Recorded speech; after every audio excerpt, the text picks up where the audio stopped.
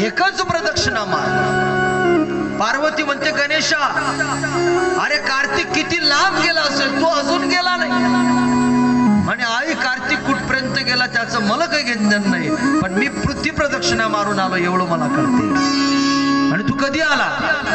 आणि आई अगं मी एका पृथ्वीचं नाही, आणि कसं कोटी पृथ्वीचं प्रदक्षिणा मारण्याचं पुण्य माझ्या बँकेत जमा झालं। आणि ते कसं जमा झालं म्हणजे असं म्हणतात 100 प्रदक्षिणा पृथ्वीला मारल्यानंतर जेवढं पुण्य तुम्हाला प्राप्त होते तेवढं पुण्य माय बापाला प्रदक्षिणा मारून एक वेळ जर तुम्ही आई वडिलाच्या चरणात डोकं ठेवलं तर तितकं पुण्य पृथ्वी प्रदक्षिणाचं तुम्हाला जाग्यावर मिळते। काय एवढं फिरायचं काम पडलं? माता पिता